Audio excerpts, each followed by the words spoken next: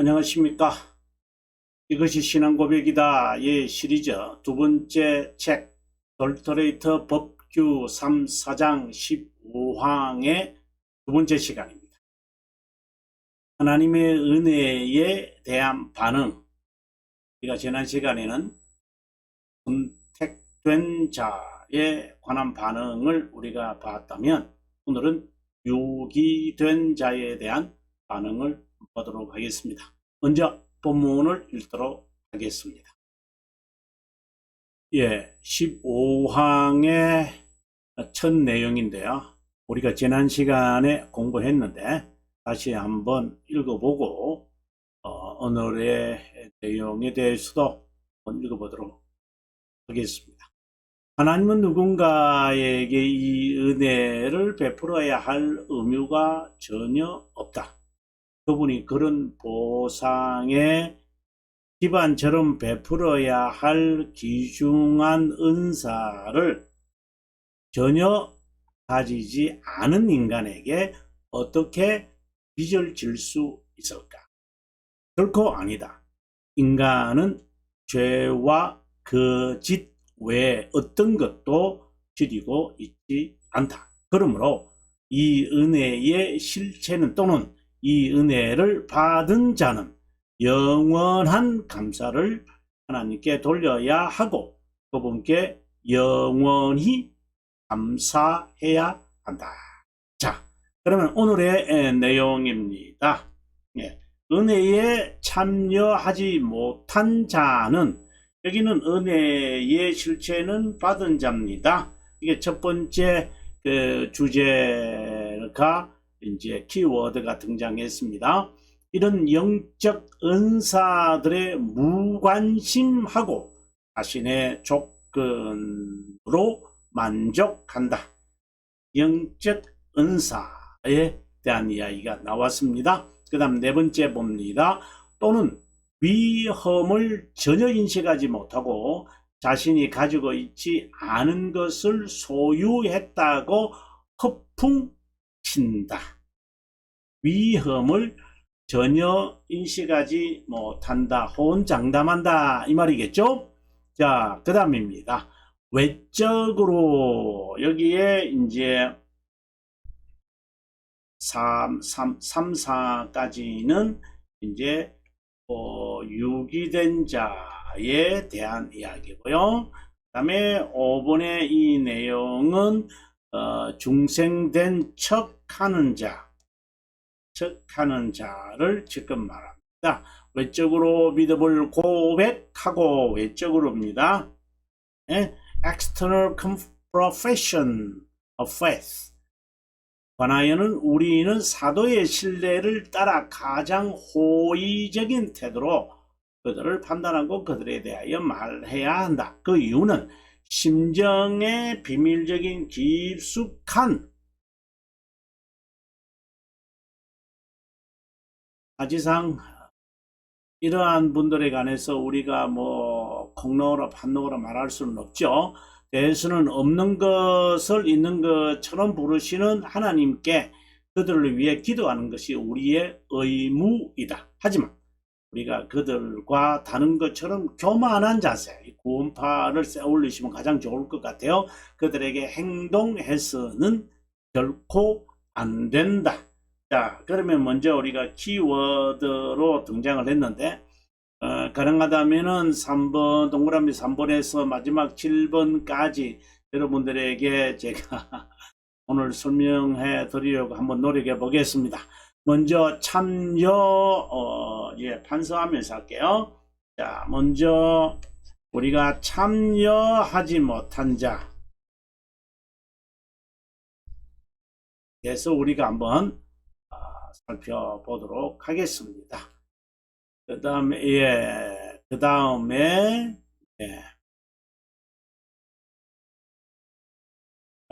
두 번째는 무엇입니까? 영적 은사라고 했습니다. 두 번째, 영적 은사. 그 다음에 세 번째는 위험을 인식하지 못한다고 했습니다. 허풍을 친다. 크게 아마 이 세 가지일 것 같아요. 참여하지 못한 자, 영적 은사들에게 위험을 인식하지 못한다. 이렇게 있는데 우리가 하나씩 한번 살펴보도록 하겠습니다. 자, 먼저 참여하지 못한 자에 관한 이야기를 한번 해보겠습니다. 이런 자는 바로 유기된 자다. 예, 믿음으로 믿음의 즉 하나님의 선물인 믿음을 받지 못했다. 이 말이겠죠. 그것에 참여하지 못한 자이기 때문입니다. 그런데 이것은 유기된 자죠. 제가 여러분들에게 늘 하는 말, 네 부류의 사람이 있다. 기획을 하라고 했습니다.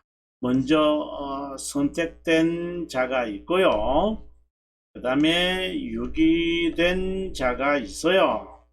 자, 이렇게 되겠죠. 그 다음에 또 선택된 자 가운데는 중생된 자가 있고요. 중생의 경험이 있는 자 또는 없는 자가 있을 수 있어요. 그 다음에 유기된 자 가운데는 중생을 받은 척 하는 자예요. 그 다음에는 중생 되지 않은 자예요. 이렇게 되어 있거든요. 그래서 항상 우리가 사람을 바라보고 참이는 좀 문제성도 있을 수 있습니다만은 중생과 관련되어져야 돼. 실제로 개혁신앙을 가진 사람들은 중생된 척하는 사람, 중생의 경험이 있는 사람은 회심된 자죠. 정말 드물죠. 이제 드물기 때문에 여러 이론들을 만들어서 하나님이 모든 자를 구원하시는 것으로 견해를 만들려는 이단자들이 있죠. 그 대표적인 게 바로 아르미니우스 주의자들이고요. 그리고 모든 자가 네부륙을 전 인정하지 않고 모든 자가 하나님께서 선택했는데 본인이 잘못 때문에 그런 것이다 라고 주장하는 자들은 바로 자유신앙 아니면 자유신앙을 가진 자다 이렇게 말합니다. 아무튼 아르미니스주의자나 자연신론을 가진 자나 소진이주의를 가진 자나 자유신앙을 가진 자나 별반 차이가 없다고 저는 개인적으로 보는 사람입니다. 선택된 자에게는 하나님께서 믿음을 선물로 하시겠죠. 이들에게는 하나님이 믿음을 허락하시지도 않으시고 동시에 믿음을 허락하지 않는다는 것은 성령의 역사가 없다고 보셔야 된다고 보는 거죠. 사탄의 역사만 있을 뿐이고 성령의 역사는 없다. 이렇게 우리가 볼 수 있겠죠. 자, 그러면 두 번째 큰 주제로 넘어가겠습니다.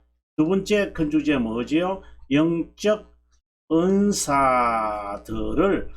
은사라는 것이 뭘까요? 바로 선한 성품, 그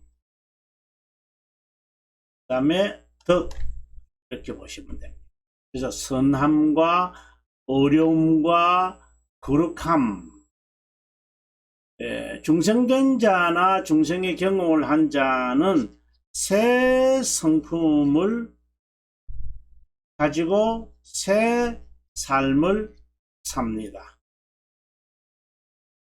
새로운 성품을 갖게 되어지. 그래서 새로운 피조물이다. 이런 이제 보통 성경에 있는 대로 새로운 피조물이다. 그리스도로 옷을 입었다. 여기서 은사라고 하는 것은 그리스도인으로 중생된 자로서 살아가는 그러한 그 성품이 있어요. 그 성품을 가지고 있는 자다. 이렇게 보시면 좋을 것 같습니다. 자, 그리고 이제 세 번째의 내용에 들어가면은 이제 유기된 자에 대한 이야기인데, 유기된 자의 특성은 바로 생명에 이르는 회개를 no 하지 않은 자입니다. 생명에 이르는 회개, 바로 이것이 바로 위험을 인식하지 못하고 자신을 고소하겠다고 자기가 허풍을 치는 사람인데요. 자, 이런 부분에 대해서 한번 살펴보도록 하겠습니다. 지금 동그라미 4번을 여러분 한번 주의 깊게 보십시오. 위험을 전혀 인식하지 못하는 사람, 자신이 가지고 있지 않은 것을 소유했다고 허풍을 치는 사람, 유기된 자의 모습인데요. 이것은 다른 말로 한다면 유기된 자는 생명에 이르는 회개입니다. 하지 않은 자입니다. 그래서 대결인문답 76문을 우리가 한번 살펴보도록 하겠습니다. 대결인문답 76문입니다. 보시면 생명에 이르는 회개는 무엇인가요? 잘 보셔야 됩니다. 생명에 이르는 회개는 하나님의 영과 말씀으로 죄인의 심정에 역사한 구원하는 은혜이다. 자, 구원하는 은혜를 받는 겁니다. 불강력적인 은혜입니다. 하나님에게서 주어지는 수동적 은혜입니다. 영원에서 선택된 자에게 주식으로 하신 바로 무상 은혜입니다. 자, 여기서 동그라미 2번은 봅니다. 죄들이 주는 위험, 이 위험은 어디서 오는 걸까요? 바로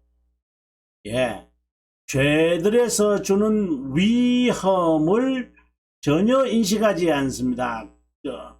그것들이 주는, 죄들이 주는 추악함, 가정함을 판단하고 인식하는 것에서부터 죄를 이으시는 자에게 베푸는 그리스도 안에 있는 하나님의 자비함을 이해하는 것이 중생의 경험, 생명에 이르는 회개인데요. 오늘 본문을 여러분 한번 보시면 위험을 전혀 인식하지 못하고 이렇게 돼요. 전혀 인식하지 못한다. 바로 생명에 이르는 회개를 하지 못한다. 이는 죄들이 주는 그 몸서리치는 그 공포, 마치 장망성에서 살고 있었던 크리스찬, 철로 역정에 크리스찬을 떠올리면 여러분께서 아마 이해하기가 쉬울 것 같습니다. 네, 정말 당장 죽을 것 같은 불안감에 사로잡혀 있다고 보셔야 합니다. 내가 어떻게 하면 구원받을 수 있을까? 예를 들어서 간수장, 빌립보 간수장의 그것입니다. 내가 어떻게 하면 구원받을 수 있겠느냐? 라고 하는 이 공포에 사로잡히는 사람들, 한편으로 보면은 좀 정신병자 같은 느낌을 받을 수 있을 정도. 물론 유기된 자가 바라볼 때 하는 이야기. 소스라치게 놀랍니다. 고함을 치기도 하고요. 그들은 이 배성을 소리치기도 합니다. 이 생명에 이르는 회개. 정말 사람의 성향 따라 다를 수 있겠지만, 자, 유기된 자는 죄들이 주는 위험을 그는 깨닫지 않습니다. 이제 여기서 깨달은 척 하는 사람들이 있겠죠. 그래서 허풍을 치는 거예요. 자기가 가지지 않은 것을 가진 것처럼 이게 허풍을 칩니다. 허풍을 칩니다. 가진 척 하는 사람들입니다.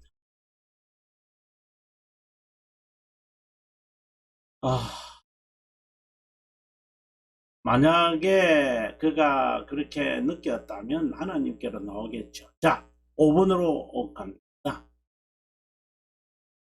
외적, 이제 하는 척 하는 사람들의 이야기를 보겠습니다. 외적으로 믿음을 고백하고 그것에 조화된 삶을 사는 자들에 관하여 우리는 사도의 신뢰를 따라 가장 호의적인 태도로 그것을 판단해야 한다. 외적으로 신앙을 고백해요. 자, 이런 말씀을 우리가 보면 한번 보도록 합니다. 이제 네 번째의 이야기입니다만은 외적 고백입니다. 우리가 이 말씀을 이해하려면 우리가 로마서 10장 9절 10절을 아마 읽는 게 좋죠. 내가 만일 내 입으로 예수를 주라 시인하며 또 하나님께서 그를 죽은 자 가운데서 살리신 것을 내 마음에 믿으면 구원을 받으리라. 사람이 마음으로 믿어 의에 이르고 입으로 신하여 구원을 얻는다 하는 로마서 10장 10절 9절도 읽었습니다만은 고백한다는 것, 이것은 믿음에 관하여 말하는 것과 동일한 것입니다. 이 세례식에서 주로 이제 그렇게 이야기합니다만은 그는 심정으로 고백하는 겁니다. 그래서 우리가 마음으로 믿어 이렇게 했잖아요. 마음으로 믿어 이랬거든요. 여기서 마음은 하트를 그래요. 하트에 믿음이 있어. 그 다음에 어디에 이르요? 의에 이른다고 해서요. 이는 칭의를 말하겠죠. 그죠? 칭의를 이해해요. 그리고 난 다음에 뭐가 나옵니까? 입으로 시인하는 고백이 나옵니다. 여러분 이 단계를 보셔야 됩니다. 성령께서 믿음을 심정에 심어 어렵다 여김을 받게 되어지고 중생되어지고 죄 사함의 확신이 있고 그런 사람은 고백하게 되어집니다. 이 말입니다. 그런데 이것을 그렇게 하지 않은 자들이 있다라고 하는 것이죠. 자, 볼까요, 여러분? 외적으로 믿음을 고백하고 조화된 삶을 사는 자들에 관하여 우리는 사도의 신뢰를 따라 가장 호의적인 external profession of faith 그리고 정규적 삶을 사는 자들에게에 관하여 자 보십시다. 믿음을 외적으로 고백을 합니다. 척하는 사람입니다. 조화된 그것에 따라서 살아가는, 다시 말해서 정기적으로 신앙은 별로 없는 것 같아요. 그런데 정기적으로 꾸준하게 외형적이든 외식적이든 위선적이든 우리는 모르지만 10년이고 20년이고 30년이고 정말 있어야 할 자리에 있고 냉랭한 것 같아요. 지식도 별로 없는 것 같고 신앙에 뜨겁지 않는 것 같은데 꾸준하게 참여하는 사람에 관하여 이것은 이것은 한편으로 보면은 이것은 척하는 사고요.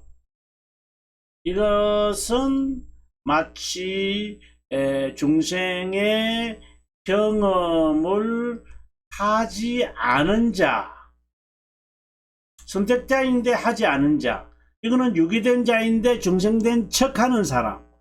우리는 사도의 신뢰를 따라 호의적인 태도를 가졌으면 이 이야기를 지금 하고 있는 것입니다. 자, 그러면 우리 동그라미 6번으로 가게. 그 이유는 왜 그런 것입니까?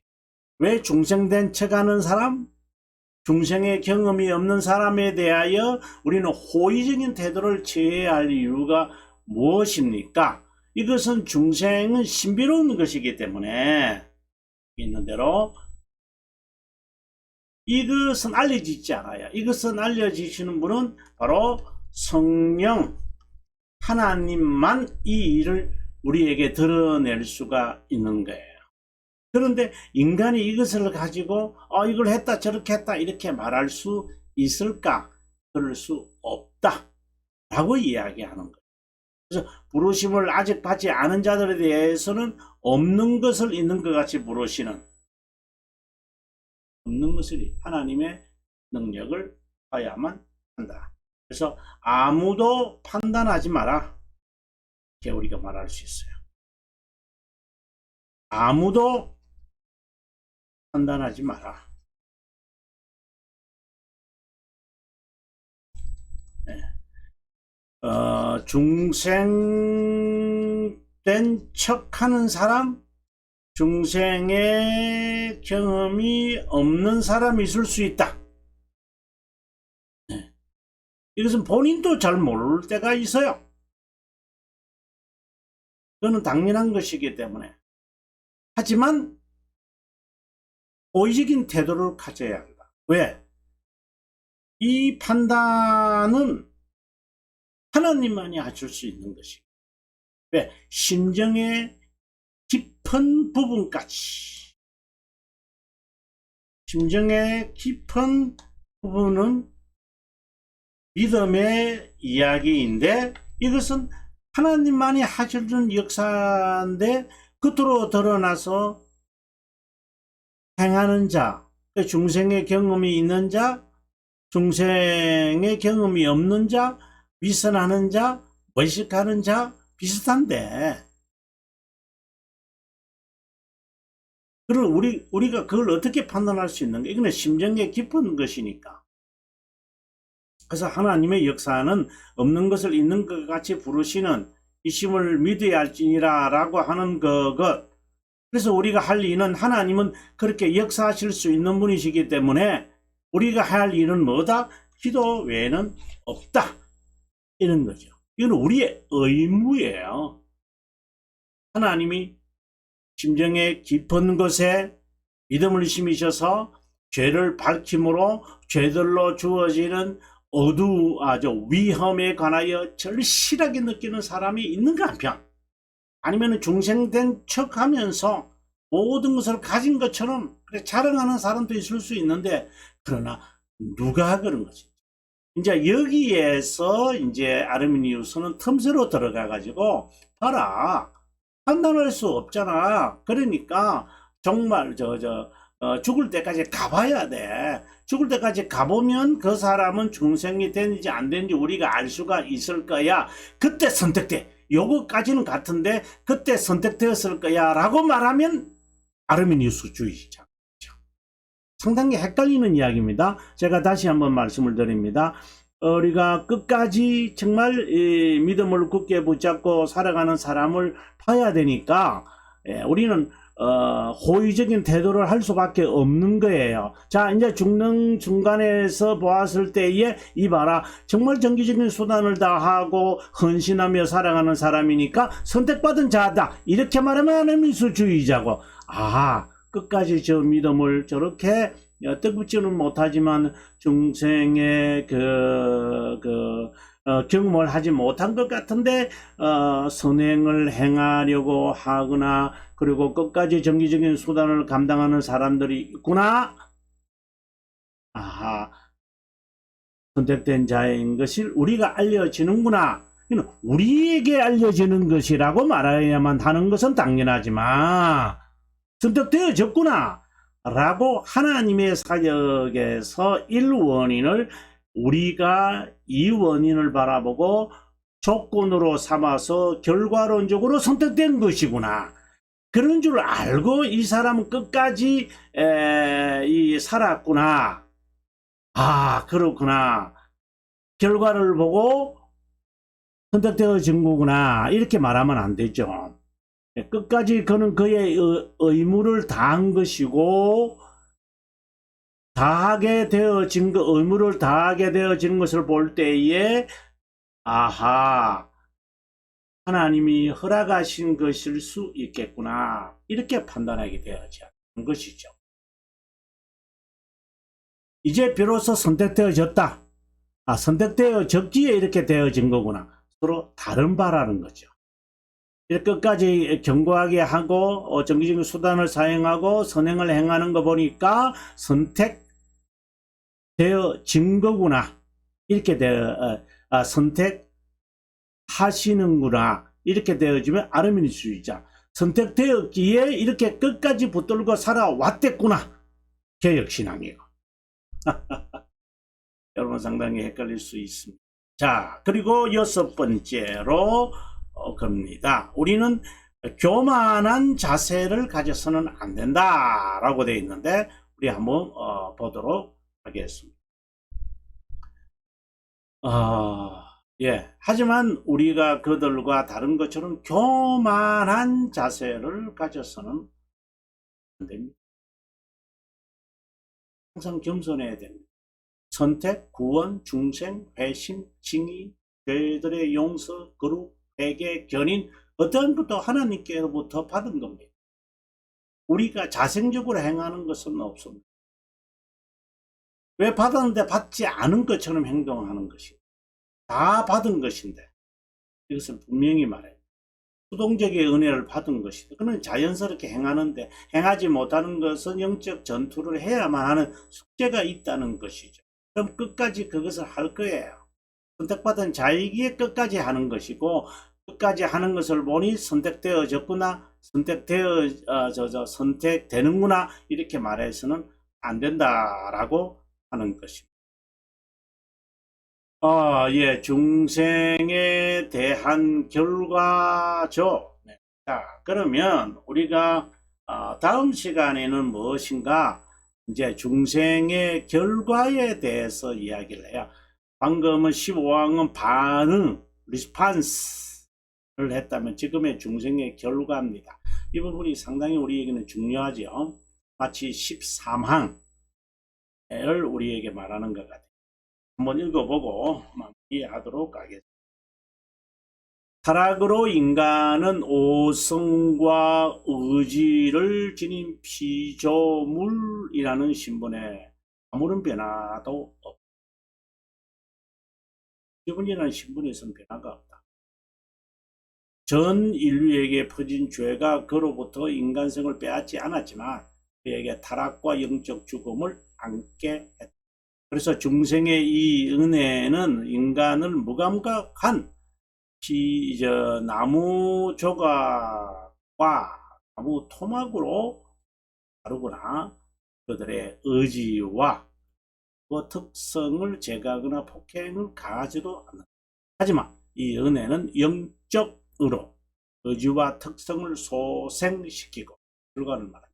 치유하고 수정하고 동시에 순조롭게 또 강력하게 되돌린다. 다시 말하면 이전에는 육체적 모방과 저항이 절대 지배적이었던 곳에 준비되고 진지한 영적 순종이 지배하기 시작한다. 이런 가운데 우리의 의지는 참되고 영적인 회복과 자유를 지닐 것이다. 그래서 모든 선행의 놀라운 저자가 우리 안에 역사하지 않는다면 인간은 자신의 자유의 의지를 악용하여 순전한 상태에서 자신을 파멸로 치닫게 하고 그 타락으로부터 회복할 어떤 가망성도 가질 수 없다. 15항 시청해 주셔서 감사합니다. 저는 다음 시간에 3, 4장의 16항 중생의 결과를 강해하도록 하겠습니다. 평안 한번 보내시기 바랍니다.